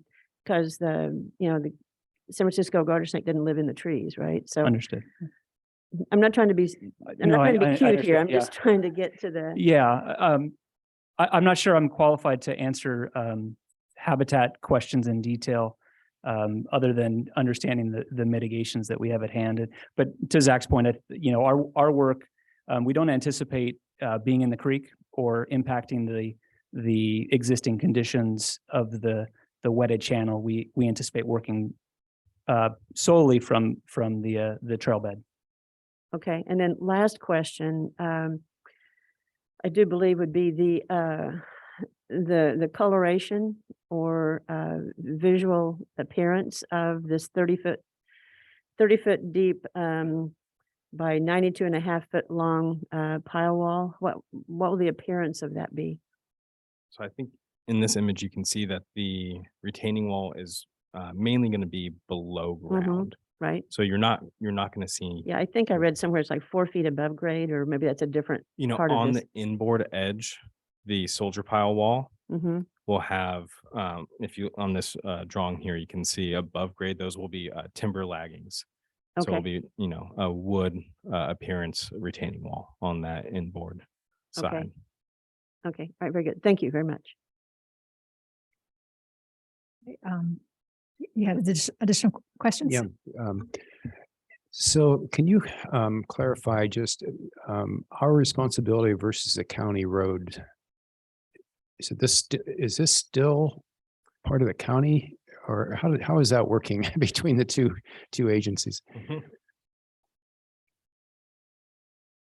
Hi again, Scott Reeves, Senior Capital Project Manager. I have a lot of the history with working through the early permitting on this. So we are acting as a contractor for the county. We have so this is still part of county right of way. And as a future project, the district will be looking to, through our real property department, carry forth the transfer of property rights that carry down all the way through this trailhead location. So right now, this is actually owned by the county. So we're basically doing this work on county land with the idea that eventually it's going to become Mid-Penn land. Is that? Yeah. Correct? Yeah. Yeah, that's what the agreement was. Yeah. Okay. Great. All right. Thanks. I might have one or two questions. Well, one has to do with that the 2-month closure, I guess, for the work, for the construction, and I guess there's no way around. There's no way around. Yeah. And that the private driveway is just that, a private driveway. And they've been, you know, there's been mountain bikers that have gone up that driveway and cut down through that slope. So the private property owner there has actually put in a split rail fence line to keep bikers out from that area and dropping down. I see. So it'd be pretty difficult to try to negotiate something through that area, and it gets also pretty steep. Okay. And unfortunately, like the permitting requirements, we can't start until June 15th, and heavy equipment, drill rigs, open holes. Yeah. Yeah, I see. So yeah, we'll just have to do a good job of explaining this is the price we pay for. Yeah, and for as the Scott repairing mentioned, it. right, we have a lot of experience recently with Alpine Right. Road already. Okay, good. And yeah, and and that first phase, I think was well done. And I assume it's kind of held up in these heavy rains. Yes, good. Congratulations. Okay, so if there's no other questions, I think, I'm sorry, Miss. Oh, I see. Oh, okay, I didn't see. Oh, I missed it. Okay, sorry about that. Yes, okay. All right, Director Seer. Excuse me, I've got a couple of follow-up ones. In terms of following up on Director Holman's comment about the creek, I was just thinking about what would happen in this area if we didn't do anything to the creek. I mean, there's lots of damage into the creek from just the sloughing of this, I would think. And will the creek continue to undercut this slope? It seems to be on the outside of the arc, so that's normally where the creek would cut. From our geotechnical investigation, having these pin pile walls buried back into the soils there should provide sufficient coverage from the creek coming in. That's the my understanding from the geotechnical recommendation. Also, just thinking in terms of what's happened on the coast, high waves and so forth just continues to cut away, and part of it disappears, goes out to sea. Similar kind of thing, of course, happens in the creek, but not at that scale. So I imagine there will be continued undercutting. Yeah, and this is not going to be armored. Yeah, and I'm not a geotechnical engineer. I can't fully speak on that, but I know that this erosion has been occurring for decades.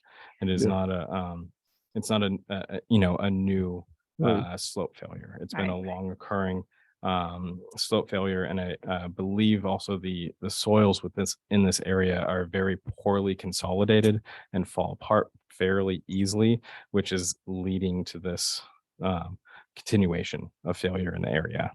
And you can, I just pulled up a little backup slide I had here from our geotechs that show the anticipated slope failure if nothing is completed in this area. So you're correct there. We'd anticipate a substantial sediment load moving down into Corte Madera Creek. Right. Thank you. Okay. All right, Director Gleason.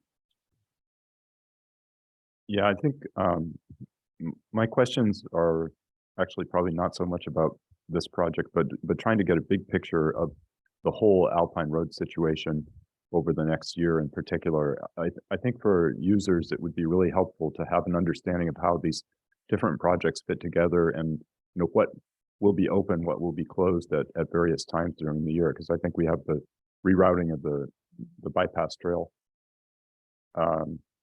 And then, we have the piece that was completed this year. So if it's possible to sort of pull together that big picture as one thing rather than a set of projects, I think that might be very helpful for people. The other question I had was just about when I looked at the numbers, it looked like there's a pretty substantial chunk of money remaining in the allocation for this or for Alpine Road in general after these projects are done.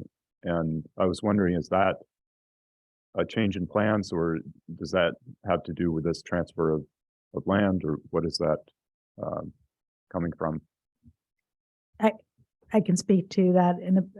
So the funding that was allocated through Measure AA was to repair the damage that corridor had sustained over time, and then to repurpose it more permanently long-term as a regional trail.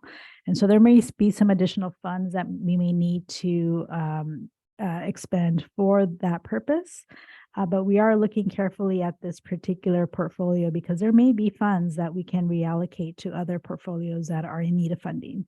And so that will probably be the case. I'm not quite sure yet how much of that we can reallocate since some of these bids that came in for the repairs were, I think, lower than anticipated. So that's provided some savings for us. Okay. Is that all your questions? Dr. Holman, you have a question? One last follow-up, and this is like, as Dr. Gleason just said, a bigger picture kind of question. Is it possible that that there are learnings from this situation that we could apply elsewhere so that, if erosion is starting to happen, if we address it earlier, will it be a smaller project, a less expensive project, a less impactful project? So are there learnings we could take from this situation and apply them elsewhere? I'm assuming that there are. I think one of the issues is that this is not our road.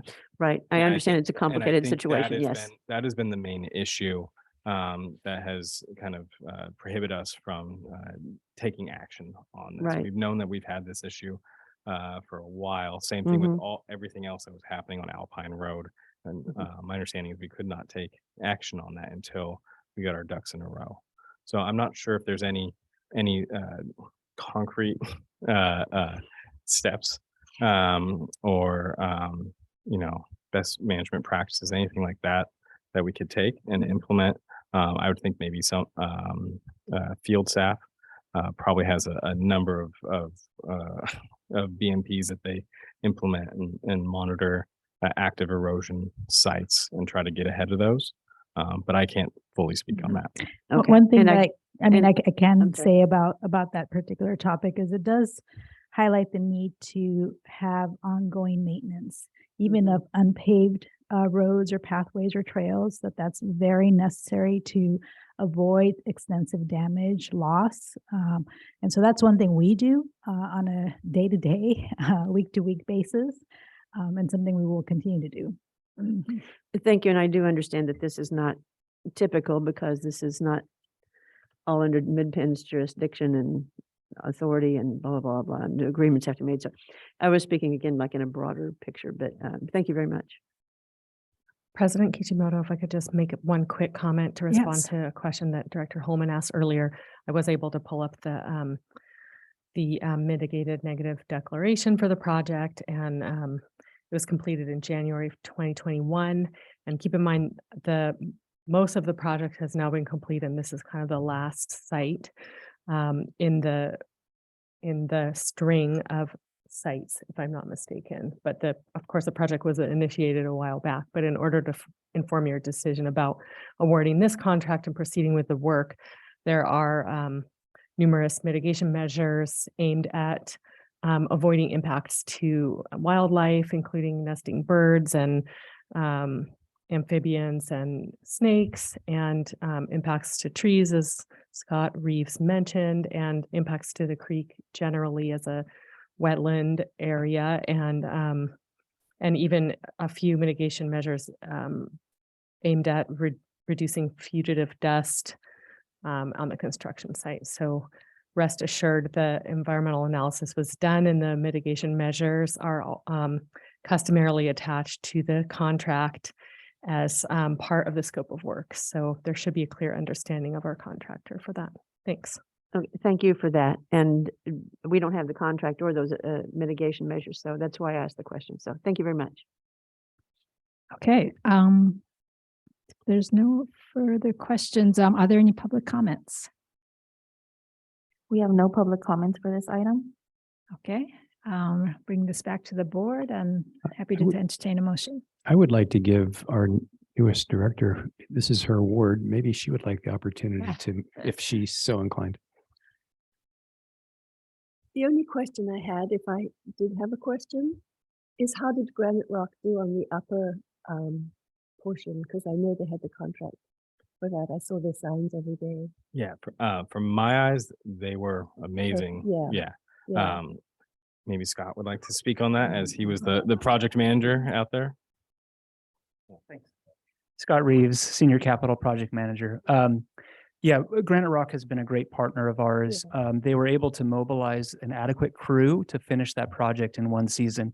As we've seen over the last month, if we had to pull out at our October 15th deadline because we were incomplete, we would be miserable right now. And we're not. The site is doing incredibly well. So we're comfortable with Granite Rock because of they give us excellent pricing. They're able to bring qualified staff. They're able to bring the equipment needed to do the job quickly and effectively and carefully. They understand our mitigations, and they understand our requirements as a district. They also completed our Ravenswood Bay Trail project, which had similar challenging seasonal restrictions. It had extremely strict mitigation requirements. It had biomonitoring as well, and they were successful on that one. So they've also done our Bear Creek Preserve projects in the past too. So we do find that they are qualified for the projects that they've been bidding on for us. Thank you. I'm really glad to hear that, because I did walk that trail and I was impressed. That's good to hear. The upper portion that's restored. And it will be the same crew doing this work as well. Yeah. So it's the same foreman, same project manager, and they've gotten to know the neighbors as well. Yeah, no, I thought they were very respectful. Thank you. Would you like to make a motion? Why not? I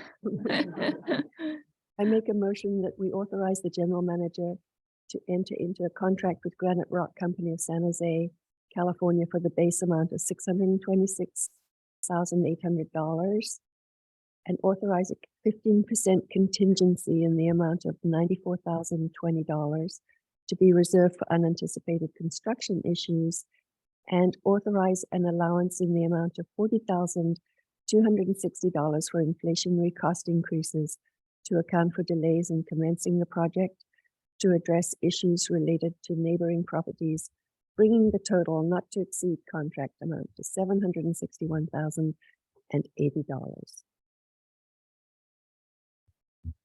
Okay. I'll be happy to second. Okay, very good.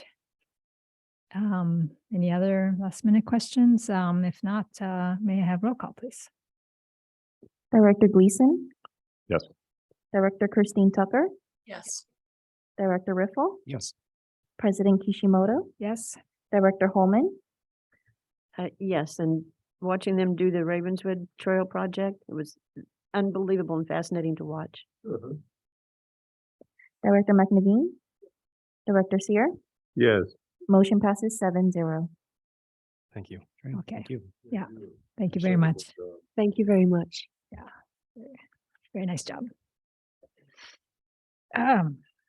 Okay, on to informational items. There is a fairly substantial report on the Alma Bridge Road New Passage Project update and final background technical memorandum. And actually, I thought it was well worth reading. It was fun. Is there any quick questions from the board members on that? Okay, very good. It seems to be moving forward well. And information items, committee reports. Is there any committee reports since the last meeting? Maybe not, huh? I do don't know not when- believe, I don't know if acting Holidays, clerk yeah. or deputy clerk, there were no committee meetings, correct? Yeah. Correct. We did not have any committee meetings. Okay. Thank you. All right. Any staff reports?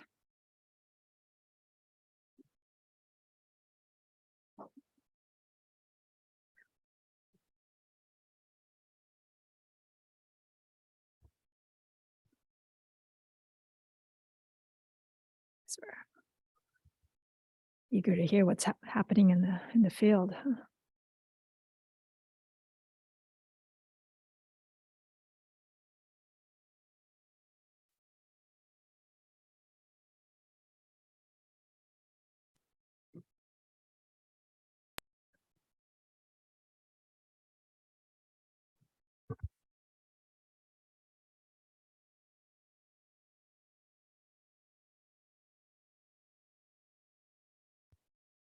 Good evening, Board of Directors, and welcome, new Director Gleason and new Director McNiven.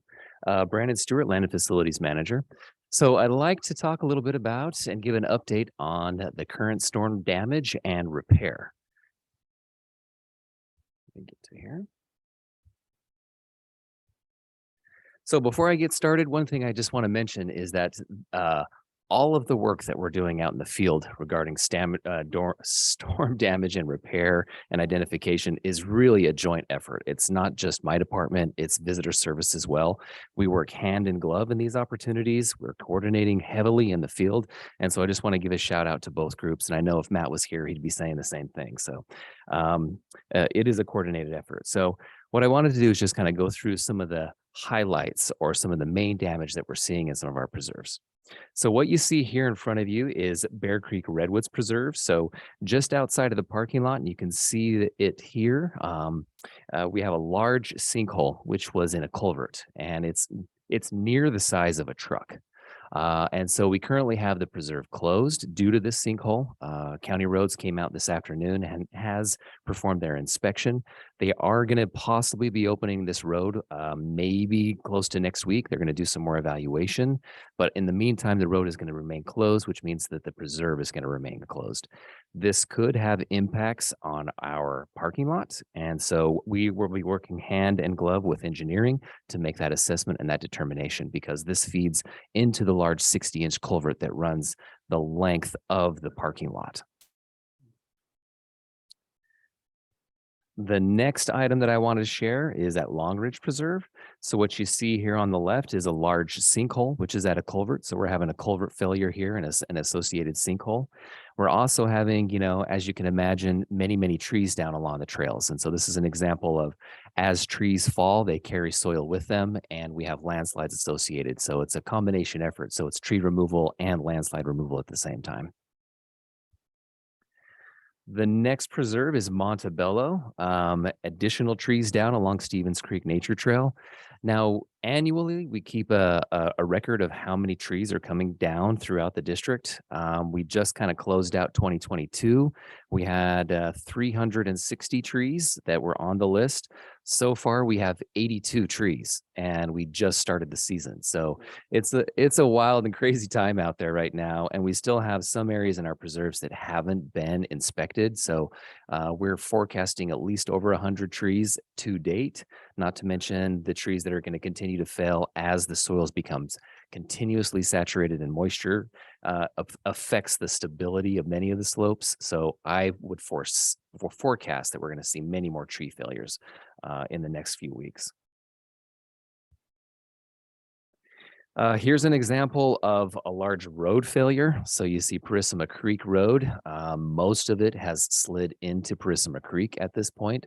So this would be a substantial remediation. So once again, we'll be working closely with engineering and construction, and also closely with visitor services to determine how we want to move forward with this type of repair. Another large slide and tree failure is at Craig Britton Trail. And you can see that damage that is associated with that large tree failure. One of the things, or maybe conceptions, is that, we're waiting for the storm to pass to do the work, but that is not the case. So when it is storming, we are actively participating in trying to remediate and reduce future failures. So here's one of our staff that's kind of in the middle of the culvert. He'll be wading through, cleaning it up, and then as it fills in, he cleans it up, and fills in, it cleans up. But this is just kind of a before and after. I thought it was an interesting photograph to show just the work that we're doing while the storm is active. Here's another instance of a culvert failure. So you can see the slip on the left-hand side. And if you can see in the foreground there's a little red tag. So that's where we identified where we knew that the culvert was. And then you can see since then, staff has gone through and cleaned out the culvert just to allow for passages of water through that area until we can get in there and clear the slide. Here's some damage that we're noticing at Miramontes Ridge. So we did have an overflow of a retention pond at Johnson, and that's caused this damage here that you're seeing to the left. We also had a blockage at Madonna Creek, and that blockage caused the creek to overflow and go around the bridge. And you can see the associated damage there, and the staff that are cleaning up to reduce that blockage to allow the water to go through its normal stream channel.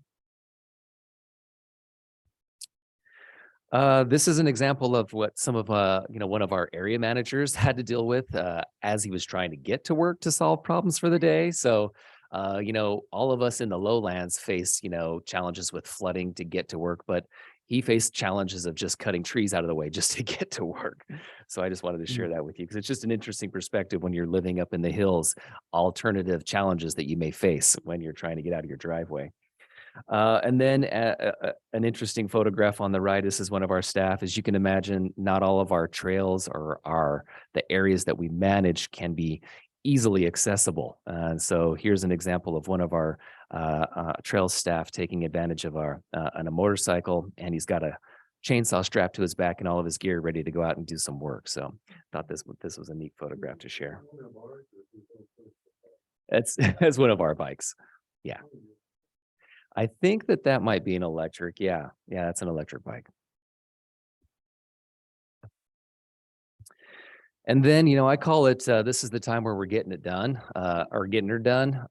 As I mentioned earlier, this is a joint effort with visitor services and land and facilities staff. So I wanted to show some photographs that kind of been taken over the course of the last few weeks. So what you see in the long photographs up top, the top left, are field staff from land and facilities, taking care of some of the slides and some of the downed trees. And then what you see on the right-hand side are, traffic control that's being performed by our visitor services staff. And one of the really interesting photographs that came through from visitor services this afternoon was some community outreach. So we have Ranger Jordan in the foreground there on the large picture on the bottom right, coordinating a road clearing with local residents. And so he was out there helping them clear off the road so they can pass through. So this is just another example of us coming to the aid of local residents to help clear pathways to allow their passage. So I wanted to highlight that. And then lastly, this is a time where staff, even though it's wet, and I think Brian made the analogy that you're sweating from the inside and getting wet on the outside. So it comes to a point in the middle where it's like maybe hydrostatic pressure. I don't really know, but our staff love to serve. And if anybody's worked in the field like this before, there's an adrenaline rush with performing this type of work. And so you get a little bit of a natural high off of it. So, we do preserve, we do protect, we do restore, but we also enjoy. And so you can see some smiling faces here.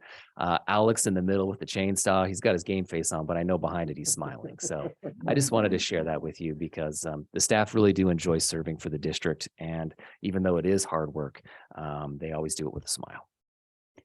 Thank you so much for sharing these with us, and please let your staff know we so much appreciate what they're doing out there for us. And I'd be remiss to fail, and I appreciate Brian for bringing this up, but it's not just field staff that are out there trying to continue our operations. The other night we had power failure here at the AO. And our property services manager, our property management specialist, senior property management specialist, Omar Smith, with Frank, who is our property technician, our specialist, he stayed till 12:45. So I was on the phone with him in Oakland, and he was trying to figure out how to get the power back up and running here at the building so the staff could come in and go to work the next day. So it's all hands on deck in these times. And I just wanted to give him a shout out as well, because I really appreciated him sticking around to try and bring the building back online. Great. That's Thank you. great. I hope you might. We're thinking that there might be an issue with the elevator and maybe some water that seeped in down below that caused a trip, because it actually tripped the main breaker on the outside. But according to PG&E, they had no record, or there was no indication that was anything on their ends. There wasn't a power surge. So it's still under investigation at this point. So it was a great learning opportunity for us to go through that resequencing process, because you imagine the multiple different systems and the complexity of these systems. You can't just go flipping on breakers. So it was great to have Omar here with his property management background and building background, because he understood how to correctly phase those systems back in, and so that they came online correctly. So I couldn't say how appreciative I was enough, even though I was only on the phone at 12:45, just helping and supporting him and making sure that Brian was getting texts. So he was probably the ding ding all night long. So, but anyway, no, it's a team effort, and I'm sure glad to be a part of the team. Great. Director Homan. Is that right? Oh, how come I didn't? How come I? Oh, I see. I didn't. Oh, should I go? No. I Yes, go ahead. Also wanted to, I said this to Brian earlier, but General Manager Malone earlier. Thank you for sending out maintenance crews up onto the Portola Heights Road. That's our easement road through your preserve, and there must have been 5 trees down, and they were not little. So thank you. My pleasure. And Brian passed that on to crew at all staff today. I just want to say how much I appreciate the presentation and the information, and also the community that not only Mid-Penn is internally, but the community that Mid-Penn is with the outside community. And outside's in quotes there, but with the community at large, because this is a lot of work. It's obviously an extreme situation. And Alex actually with his chainsaw looks like he's about ready to strum a few chords. So thank you so very, very much. And please extend that to everyone. Yes. Yeah. Absolutely. It's true. Are some of these photos shared on our social media? Do you know? I'll leave that up to Corey. Yeah.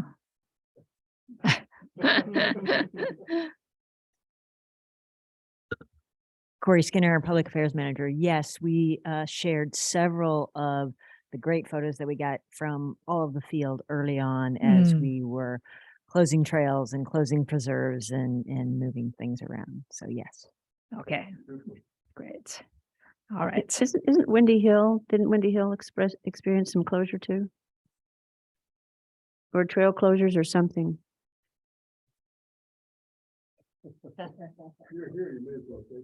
Yeah, Brian Malone, Assistant General Manager. I believe the Lost Trail on Windy Hill is closed. And you can check all the trail closures online on the trail conditions page. And we now have 2 preserves that are closed, Bear Creek that was mentioned earlier, and then Prisma Creek because of the internal damage, but then also because one of the primary access roads, the bottom is blocked.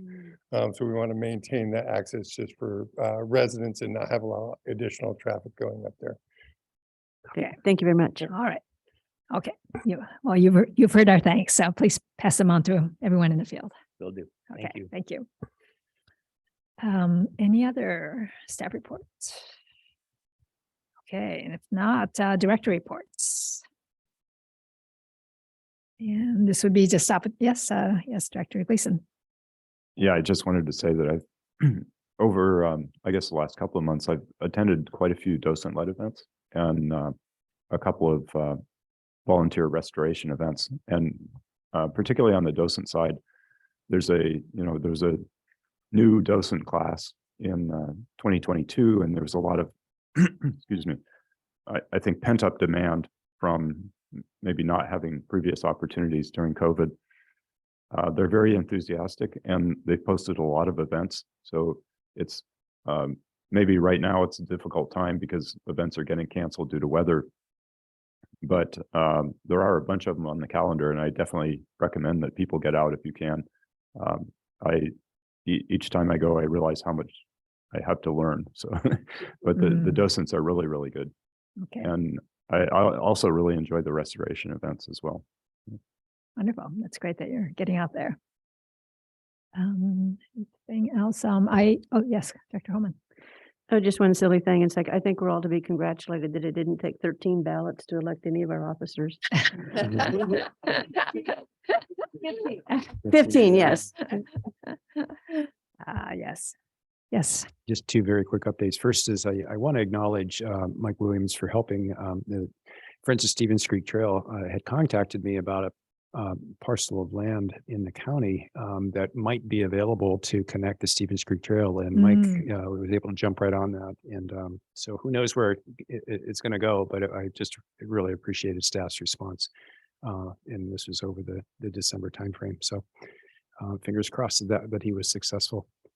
And then the other piece was kind of follow on a little bit with what Craig said. Every year I challenge myself is to get out to every one of our preserves, and I actually did it this year. So I was able to visit them. It took 53 visits, but got to the 24 preserves and about 220 miles of trails. Wow. So see if we can do that again this year. Okay. Wow. It's terrific. Thanks. Yes. And past President Kirsten Tucker. Yes, thank you. Just wanted to make you all aware that I've been contacted by some members of the public and the current mayor of Half Moon Bay regarding an aerial tram concept that is beginning to gain some traction in Half Moon Bay. This is with a professor from College of San Mateo, whose family has several hundred years of experience building trams in Europe. But the idea, the concept would be a tram that would take folks from the Bayside up and over parallel or adjacent to Highway 92 and drop folks off somewhere on the coast side. So to provide a secondary mode of transportation up and over the hill, which right now with Highway 92 closed is actually sounding kind of good, but I'll keep you posted. There's a lot more thinking that will be going into this, but I've been kind of impressed with the degree of interest and smart people who are involved in this concept at this point. So more to follow. Okay, exciting. Let's see, Director Holman, did you have your hand up or no? Okay. Let's see. I think since the last meeting, I don't know if we reported on. I think Director Kirsten Tucker and I were at the holiday lunch, although that seems like a long time ago. But that was definitely a fun opportunity to talk to a lot of the staff members. So that was great. And I think the other item that I did want to come back to is to ask whether what we want to do to thank or honor our outgoing board members, Director Siemens and Hassett. And we could decide now, or we could just refer this to LAVPAC. Latter, good, probably, I thought, yeah. All right, do we need to vote on this, do you know, or? Yeah. Okay. Yeah, okay, keep it simple. Yes, I see a lot of nodding heads. Yes, okay. All right, so we'll consider the topic referred to LAVPAC then. Okay, and now we're going to be adjourning this meeting to closed session. And the one item is public employee performance evaluation, general counsel. So. And I have no public comments for that item. Thank you very much. Okay. Okay. Yes, this meeting is adjourned, I guess. I don't know if we have to come back.